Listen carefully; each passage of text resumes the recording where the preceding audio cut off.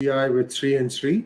Today is the 6th of September, Monday, and this is episode number 240. Here are the main points. Taliban stopped planes with hundreds of evacuees from leaving for reasons unknown. Lithuania has recalled its ambassador to China after Taiwan office dispute. The White House Chief of Staff, Klein, says that there may be around 100 Americans left in Afghanistan and they all want to stay back. India and Nepal to hold annual joint military exercises from the 20th of September, and Indian GDP is expected to finish 2021 at a nominal GDP of 3.05 trillion and a PPP, purchasing power parity, at 10.21 trillion. In Afghan news, Taliban stopped planes with hundreds of evacuees from leaving for reasons unknown. Sridhar ji, namaskar. Welcome to PGurus channel, and your thoughts on what is happening with these planes being stopped. Are they in Kabul or are they elsewhere, sir? Good morning to everybody. Welcome to another week of DGI sessions. We kick off the week as usual with Afghanistan. These 6 planes are supposed to be in Mazar-e-Sharif, according to Michael McCall, the House representative who is on the Foreign Affairs Committee from Texas. He says that there are 6 planes which are holed up in Mazar-e-Sharif, and it is conceivable that the Taliban is asking for some kind of ransom. And there are no reasons given as to why these planes are held up in Mazar-e-Sharif and why they are not being released for takeoff, and so that the evacuees can leave. So that's where it is, and it's a worrying news, and there's less coverage of it in the global media. Well, 6 planes means close to 1,000 people, at least, as I can think of. So that is quite a bit of a concern. This is much bigger than the Iranian hostage crisis that happened in 1979, I think. The House Republicans, we have to wait and see how this plays out. House Republican on Foreign Affairs Committee says 6 planes held up with Americans and translators. The leader of Afghan resistance, Mr. Masood, says he is ready to speak with religious leaders for a negotiated settlement. Afghan rebel forces, on the contrary, say that they have captured hundreds of Taliban fighters amidst conflicting reports. Horror stories from Afghanistan continue with no verification. Sridhar ji, things are going from bad to worse, and looks like even the leadership crisis has not been settled yet. Things are going, I don't know what things are going from, bad to worse. Things are certainly probably reaching towards the normalcy which we witnessed during the past Taliban regime. Oppression, regression, and suppression of human rights seems to be the order of the day, and I think that slowly you are beginning to see those activities. There's a number of stories coming from both Americans who are stranded there, from other sources, about people being targeted, people being executed, and there was also a report on the rampage of a church. We can't kind of validate. All these reports are coming from the sources which are independent, meaning that these are people who are either making phone calls or other kinds of things. So there's no independent validation. So you have this chaos prevalent.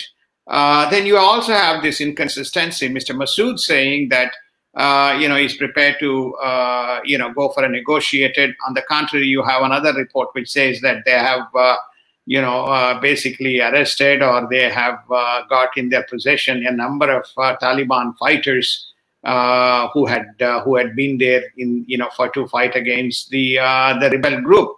So what exactly is the truth, will soon come to know. But also the rebel leader, or the former vice president, Mr. Saleh, had mentioned in one of the interviews to either BBC or to Reuters, that situation is difficult and there are lots of things cut off, including electricity and internet and so on, but the battle is going on. That was his statement. So you are beginning to see the unfolding drama of probably a potential civil war, as well as looming issues as Taliban tries to establish the government in Afghanistan. They are very clear, unless and until the entire Afghanistan is under their control, they will delay the formation of the government. And obviously, they've got Mr. Baradar, who has been named as the leader of the new government to be established. Sir, we are also getting some unverified reports that Mr. Baradar was hurt in a scuffle with the Haqqani network. That's number one. The other thing we are also hearing, this is a confirmed fact, that the chief of the Pakistan ISI is right now in Kabul trying to get some sort of a rapprochement between the feuding groups in the formation of the government. And I wonder who is insisting that the rebel groups be completely quashed before normal business can resume. I am wondering, what are your thoughts on that, sir? So I think that the Afghan situation is so fluid, and especially now, any speculation or any guesswork is fraught with danger. What we have heard is that there are probably 3 different factions within the Afghan leadership. So you have issues around that. You also have one faction which wants to negotiate with Mr. Masood and the resistance. And they've got Mr. Karzai doing that. Then you have the other 2, which is to say that, no, give them ultimatum, and if they don't, we just squash them. Then you also have another faction, which is supposed to be engaged with whatever the Pakistani establishment, and Pakistani establishment seems to be actively engaged. And we reported that both US and India are watching the actions of Pakistan in Taliban very closely. So when you put all these things together and then overlay on top of that the statements that often come out from Doha, which actually facilitated this transaction, it begs the question as to who exactly is, creating the narrative, and who exactly is shaping the policy, and how exactly this whole orchestration is going to happen. For example, if we talk about Kabul airport, it was Qatar which reported that the Kabul airport will be open and some civilian planes will resume. Then you have global media reporting that the Pakistanis are there and trying to mediate between the various factions. So this is why I say that it is a very confusing picture, to say the least, around what exactly is going on. And that is why the world is adopting a wait and watch attitude. And there only one thing, that there is a unanimous consent that is going out as a message to Taliban. Please release the people and do not hold them up. And please do not harm the people, and follow the human rights that you had agreed to as part of the handover. Not, you didn't win. It was a handover by United States in agreement with the Qatari regime, which facilitated this transaction. Let's take a quick look at global news. The Afghanistan pullout sparks European Union calls for more military might. Lithuania has recalled its ambassador to China after the Taiwan office dispute. The local issues dominate politics in Germany, Greece, Poland, Denmark, and Romania. Sridharji, European Union also pulled out its troops when the last contingent of 2,500 American troops left. I'm talking about sometime in July. And now suddenly EU wants to develop military might.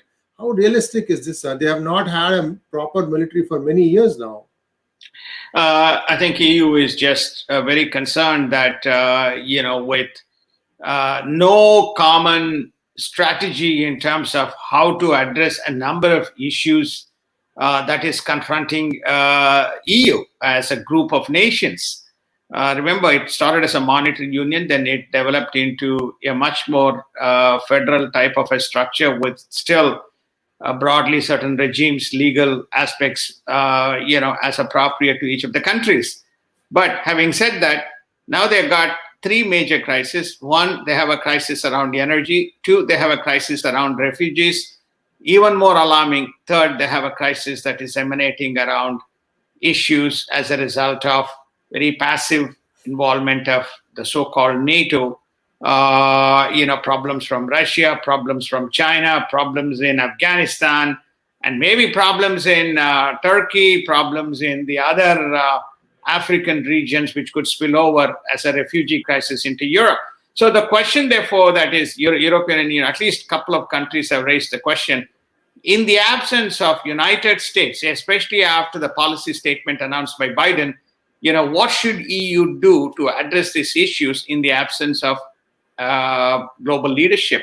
Right question, but as you rightly framed it, I don't think there's any iota of capability that is in the near-term horizon in terms of EU establishing a unified military structure.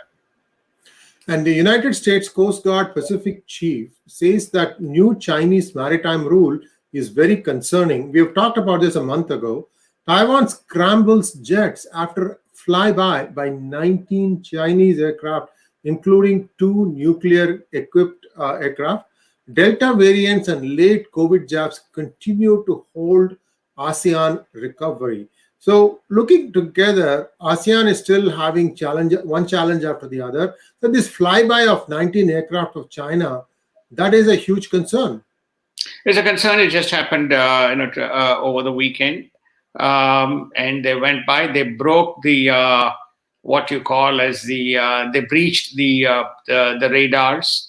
They entered the territory, and Taiwanese quickly scrambled their 19 planes. 2 of them nuclear capable with nuclear armed missiles. So Taiwan responded. Taiwan scrambled its jets to take a defensive position. So therefore, it is a concern, and you can see China continuing to make its incursions into Taiwan. So just one point additional with regard to this new maritime law. We covered a month ago on what we call as the rules that were given to the Coast Guard. So yeah, Coast they were Guard, to be treated like Navy. I remember Navy. In this one, the what they're saying is just like what you call as the air traffic control. They have established a maritime security, and they are demanding wherever a ship that passes by, they're asking for a whole catalog of data, including, where it came from, where it is going, who are the people, who is the owner, what's its contents, and whether it has been cleared, certified. There's a whole slew of data that is being requested. And this is in those areas where China claims stake, which is disputed. So this is what is causing concern, especially to of course, the communities around the South China and those regions. But more importantly, US is saying, because there's a lot of US ships, that this is a problem. And why there's a problem? Because we have seen this in 2008-2012 period on the air zone, when air zone controls were imposed. Then eventually Obama-Biden administration gave some clarity what needed to be done.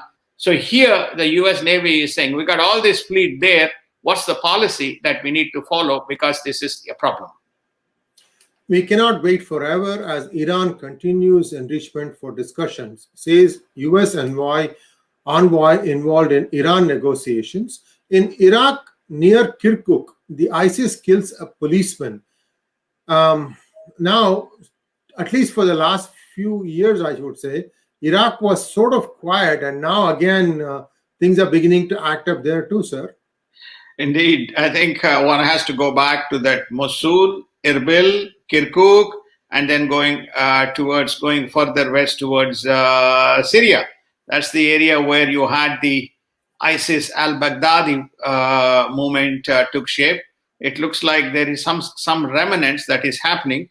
If you take a look at Kirkuk and Mosul in the map, it's almost a straight line to Baghdad. And Brazil suspends use of 12 million doses of China's Sinovac vaccine. We have seen that Sinovac is practically ineffective, not just in Brazil, but in many other countries, isn't it? So this is sort of like a final nail on the coffin of Sinovac? Yeah, final nail in there. I mean, China is China, so they will continue to, in the absence of, there's a significant vaccine shortage. So there's always somebody who's going to buy the Chinese vaccines and use it. But Brazil is saying we have a problem, and 12 million doses have been, taken out of the market from people being injected with it. And in United States news, the White House Chief of Staff says that there may be around 100 Americans left in Afghanistan, and they all want to stay back. A little bit of context here, Sridharji. I'm also hearing that many of these Americans are dual citizenship holders, meaning like they're also Afghan citizens and they want to stay back. So, I mean, these are all situations where we can't really say that that's a danger for them. If they want to consciously take the decision, who are we to stop them, sir? Well, again, I mean, it's again very confusing, very confusing and inconsistent set of actions between various departments in White House. The news that is coming out, Klein was quiet for a long period of time. Now he's come out and issued a statement. Oh, there's only a few hundred left. Psaki, Jen had mentioned that, hey, most of the people have been taken out. There's maybe a few left and they're staying back. Then you have this 6 loads of plane, which has got American citizens, green card holders, and SIV. Even assume that there are citizens. It definitely in 6 planes, you have to assume that there have to be more than 100 people there.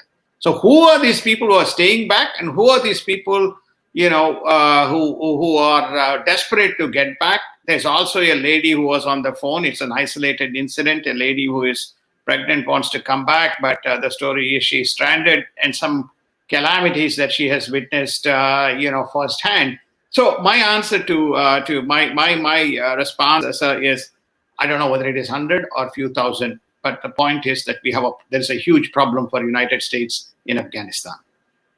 And the Democrats considered new taxes aimed at CEO pay, stock buybacks for a $3.5 trillion budget plan. So now their hand is getting revealed. Tax the CEOs, tax the businesses, tax the individuals. And while doing that, they're going to make up this money, and then they are going to give it away, profligate it, and distribute largesse to wherever they see fit. The progressives are running amok. And I just don't understand why the moderate Democrats are keeping quiet. I'm really aghast, sir. What are your thoughts on what this new proposal is? Seems draconian. It's not just draconian. I think what your United States is known for its free market economic structure. It has its problems. It has its benefits. But the system and the structure has worked, and many would argue that it may not have worked. But when you have a per capita asymmetric, then that's part of the free market system that you have.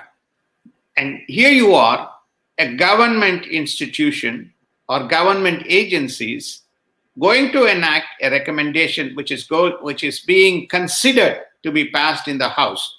What does it say? They're going to come up with an excise duty or a duty for stock buyback. If companies buy back stock on the basis of income earned and reduce the burden by way of dividends to the stockholders, the government says, no, we're not going to allow that. And beyond a specific level, we're going to hit you with a tax. Even more draconian, we believe the CEO's compensation should be a percentage to be determined relative to the earnings and relative to the overall compensation. Who will set that? The Lord Almighty nobles and the baronesses in house will set that specific limit to be imposed on the CEOs. Okay, so this is on the CEO kind of salary structure. There's also going to be other types of restrictions imposed, and this is part of the consideration for the $3.5 trillion budget, so that they can figure out a way by which they can generate receipts. All I can say is just is astonishing that this is happening in United States. And all this information has come out based on a list that was released by CNBC. And Sridharji, a little bit more, this is still not officially released yet, isn't it? It's not. This is under discussion. We covered this quite extensively, the framework of it in the both 1.2 trillion and the 3.5 trillion, going back probably a couple of months, ranging from increase in personal taxes, increase in corporate taxes, increase in estate duty, increase in the threshold limits of the estate duty, plus other types of taxes which are being under consideration for the funding and to make good. But this latest CNBC report document, which they are revealing the the synthesis of the document in this report that we are talking about is some of the salient features that they have observed. It's not yet a law, it's not yet discussed in the House, but these are things that are under discussion. Anyway, whenever you have a report that is through a very established organization such as CNBC, then you find that eventually there is a substantive amount of truth based on what we have already seen.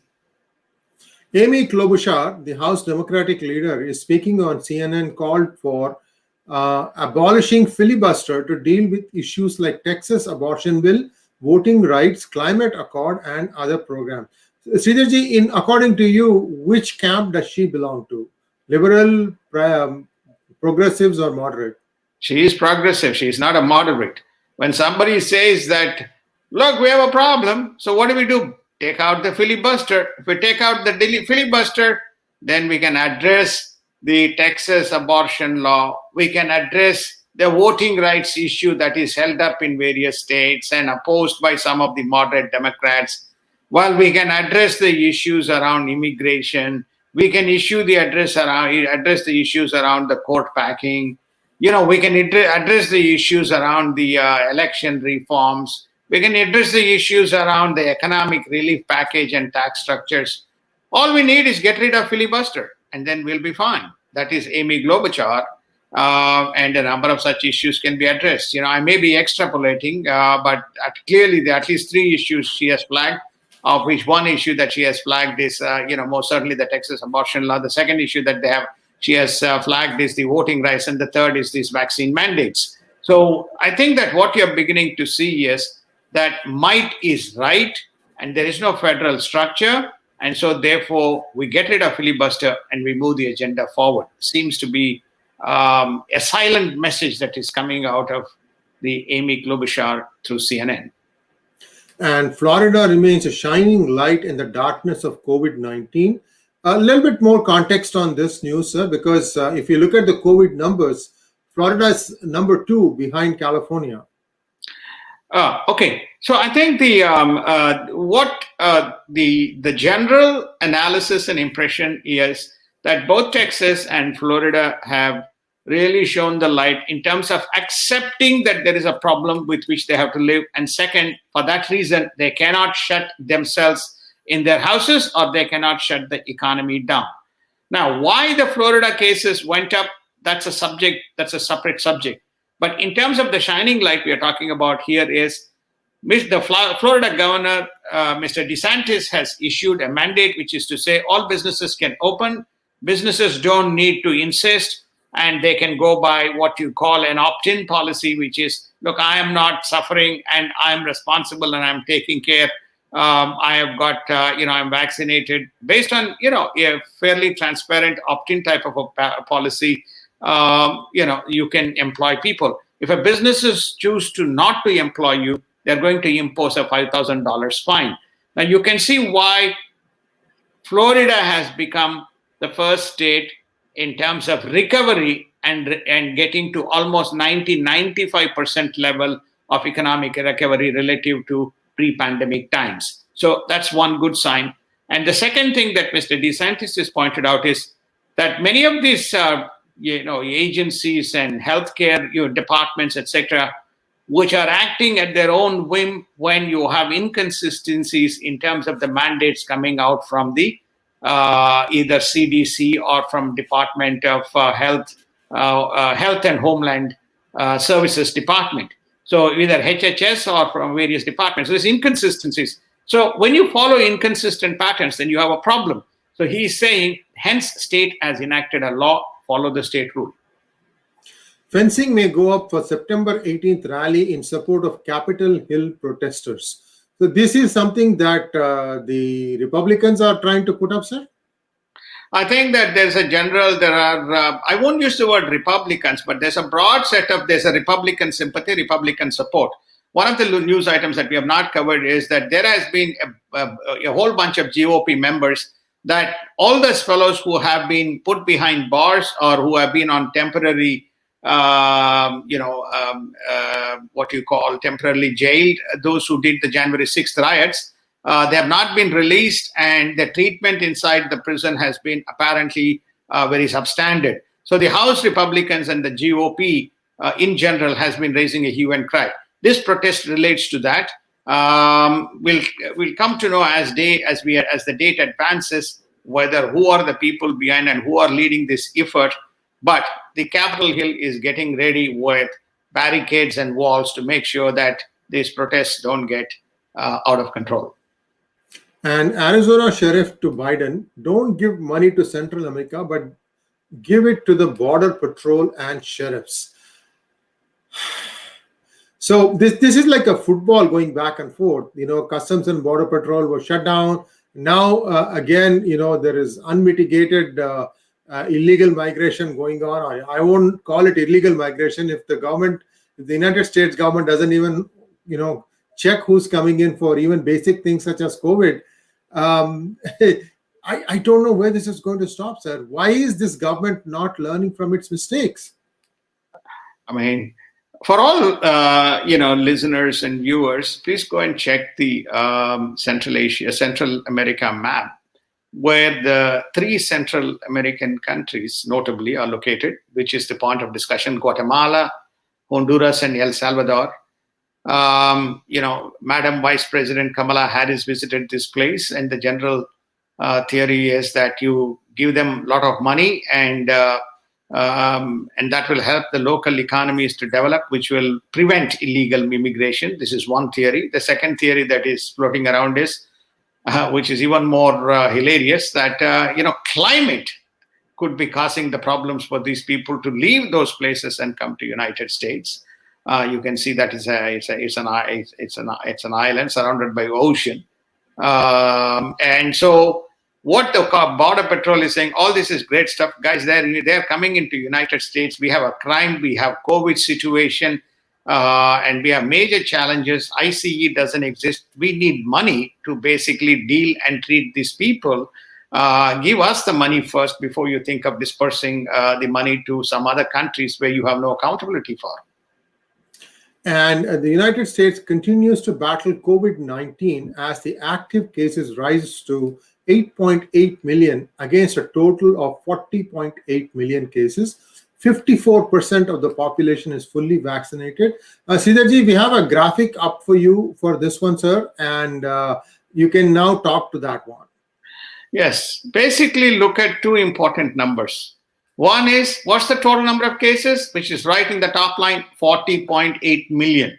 Now move along the same row and come to active cases. Look at the number, 8.8 million.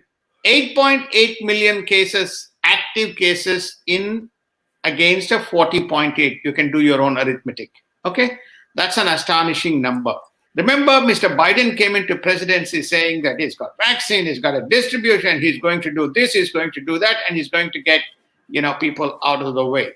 Now look at the column called total deaths on the same row. We are getting close to 700,000, 666,000 deaths in California. In United States.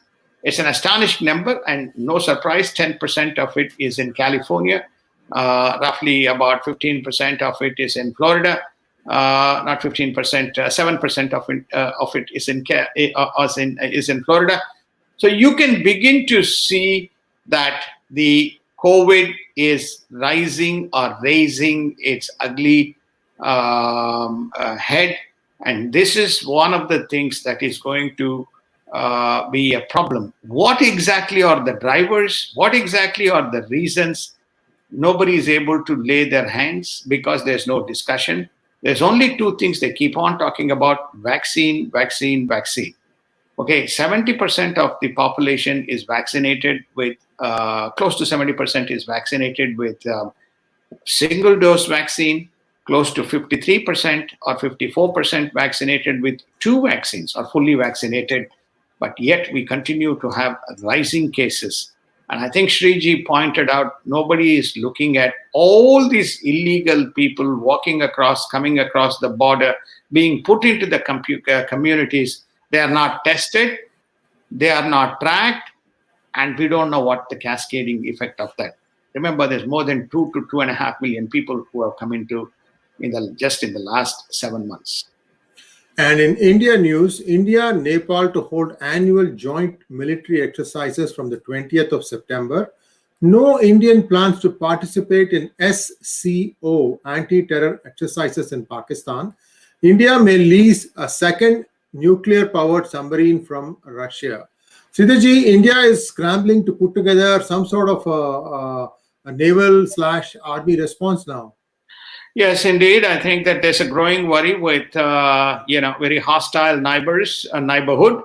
Obviously, they are addressing both the two important elements, which is air and navy.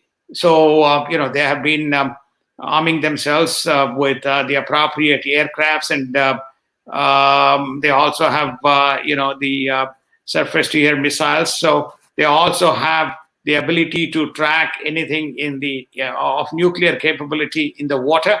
Now they're saying we need to have more combat capability. So these are nuclear capable attack submarines, and they're going with a quick approach of leasing something from the Russians. So I think you can see India is cognizant of the dangers and organizing themselves. Also, it's good that they're having this exercise with Nepal. That just gives the confidence building measures, as well as Nepal to rely on India in the event of any adversity emanating from some hostile countries around.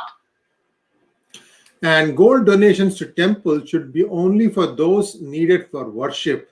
Other donations should be deposited in banks for welfare schemes, says a Tamil Nadu government order. I'm trying to make sense of this. Sridharji, what is your overall picture? Why does the government want to lay its hands on donation of gold to the temples? Are they afraid that their own officers will steal it, or what is the deal, sir?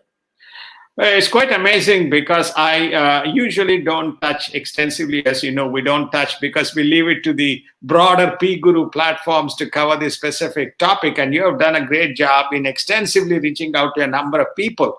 But what's astonishing with this is previously, the money that's already in the temples were being taken, and different groups trying to take charge of who should be running the temples and who has the custody over the assets. Now, this is a very hilarious order as I look at it. Pardon me if it turns out to be otherwise. Even before you put the money, here the government is saying, well, you have to apportion it between what you can give for the temple purpose. Rest of the money, you please put it into the bank account, and we will take care of it. And we will send it to the mint in Bombay, and Bombay will cut that into gold blocks and send it back to us, and we in turn can appropriately use it when the time comes. It is quite an amazing reading, and it's quite an amazing revelation when I read this report. What do I make of it? I'm just astonished as to why the government is engaged in this type of business and formalizing this type of model for a charity. It is just mind-boggling what this DMK government is up to. India's GDP is expected to finish 2021 at a nominal gross domestic product of 3.05 trillion and a purchasing power parity valued at 10.21 trillion.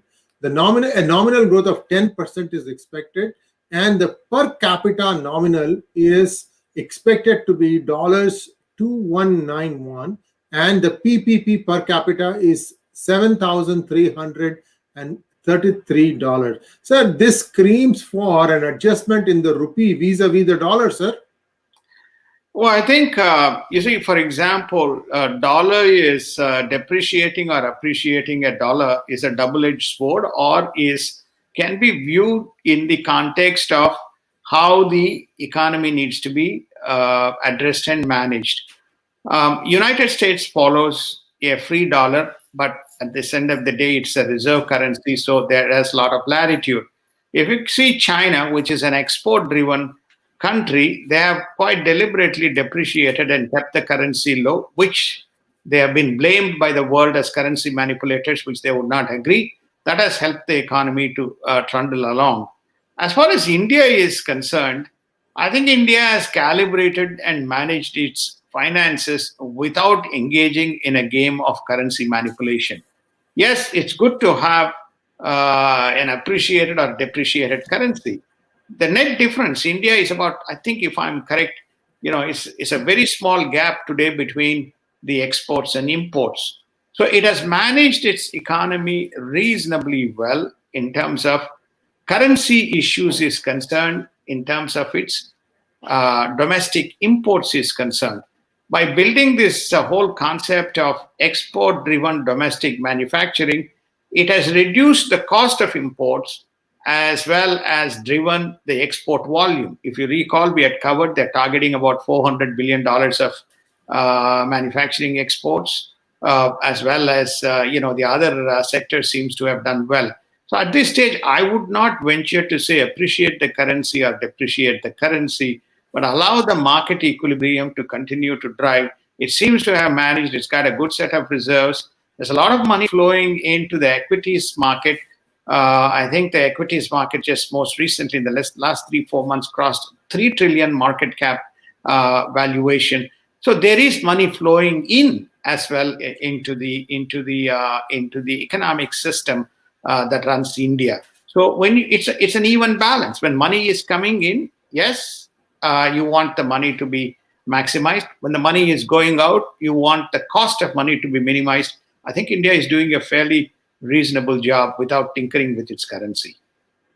And India's active COVID-19 cases rise to 410,048, while vaccination doses continue to accelerate and are currently at 684.7 million.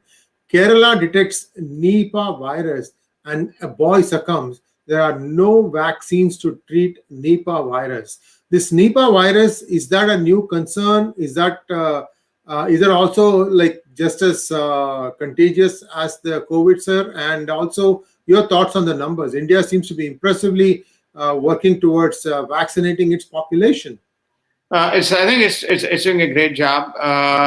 I think there was a stat that I saw that the number of vaccinations completed by India is greater than all of the vaccines completed by the G7 countries. Remember, in G7 you have United States, so that's a pretty astonishing number. But again, nobody wants to talk anything that India makes progress on. In terms of the active cases, it's around 404,000. We should have been less than 300, but we saw a spike in cases that came in. But overall, India seems to be doing reasonably well. In fact, it went up to the peak was 374. 3.74 million was the peak. That was 10th of May. But so there's been almost close to 3.3 million people have left the have been cured of the cases. But the Nipah virus is concerned. Nipah is very rare and very unique. Nothing to do with COVID. In 2018, Kerala apparently had Nipah cases and there were 18 deaths. It is either as a result of a specific type of food or contaminated food or spoiled food generates this Nipah virus.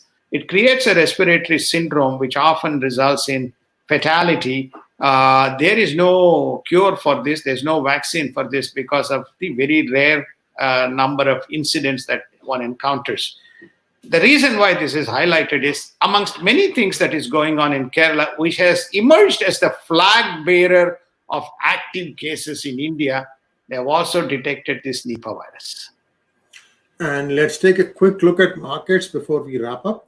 In the short week ahead, markets could look past weak jobs report with a focus on earnings.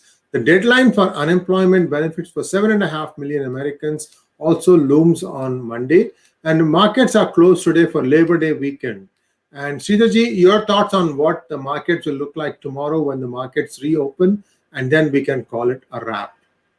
I think that the markets will be. It's a short week. You will begin to see uptick based on the earnings, but you're not going to see. There's no significant data that is to be released. Inflation data has been released. Unemployment data has been released. PPI and CPI data has been released. So, and the Fed has issued the statement on the interest rates. So we'll continue to see small gyrations driven by earnings. The general impressions is that August has been well. September has started off reasonably well. We'll finish the year again on the high based on low interest rates and earnings, and the markets are expected to set aside both inflation as well as the Delta variant threat that is very much looming. We have shown the numbers. Thank you very much, Sridharji. And as always, we'll be back tomorrow bright and early. Thanks for joining, and namaskar. Namaskar. Thank you so much. Have a good week.